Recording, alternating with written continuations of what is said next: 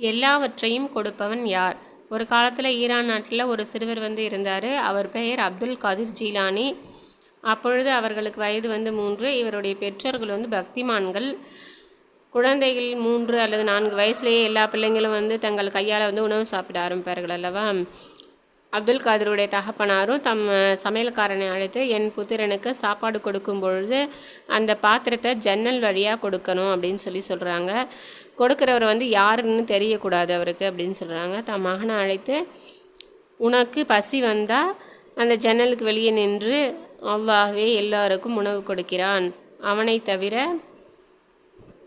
இந்த உலகில் வேறு எவரும் எந்த பொருளையும் நமக்கு கொடுக்க முடியாது என்றார்.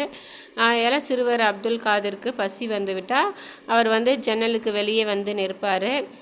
அல்லாஹ் எனக்கு பசியாக இருக்கிறது, சாப்பாடு அனுப்பு என்பார். அதை கேட்டவுடன் சமையல்காரன் சாப்பாட்டு பாத்திரத்தை ஜன்னல் வச்சுட்டு போயிடுவான். சிறுவர் அதை எடுத்து சாப்பிடுவார். பிறகு இறைவனுக்கு நன்றி செலுத்துவார்.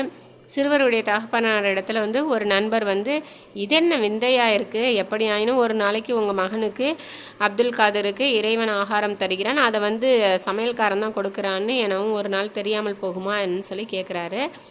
அதற்கு சிறுவரின் தகப்பனார் சொல்கிறாரு, என் மகன் அப்துல் காதருடைய மனதில் அல்லாஹ்வின் மீது முழுமையான நம்பிக்கை உண்டாக வேண்டும் என்பது தான் என்னோட நோக்கம். மேலும் ஆகாரம் கொடுப்பது அல்லாஹ் தான் அவன் நம்ப வேண்டும் என்றார் தகப்பனார். தகப்பனார் அவர் நினச்சபடியே மகனும் அல்லாஹ்விடம் முழு நம்பிக்கை வைத்தார். இவ்வாறு இருக்கும்போது ஒரு நாள் சமையல்காரனை அழைச்சி, இன்று அப்துல் காதர் சாப்பாடு கேட்டால் கொடுக்காத என்று கட்டளையிடுறாரு. அன்று அந்த சமையல்காரனும் அவ்வாறே செய்வதாக சம்மதிக்கிறான். அப்போது அப்துல் காதர் அன்று வழக்கம் போல் ஜன்னல் அருகே நின்று கொண்டு, அல்லாஹ்வே எனக்கு சாப்பாடு கொடு என்று கேட்கிறாரு. ஆனால் அன்று சமையல்காரன் சமையல் அறையில் இல்லை, அவன் சாப்பாடும் கொடுக்கல. ஆயினும் அல்லாஹ்விடம் அருளை பாருங்கள், அல்லாஹ்வோட அருளை எப்படி இருக்குன்னு பாருங்கள். அச்சிறுவர் அல்லாஹ்வை அழைத்தார். அங்கு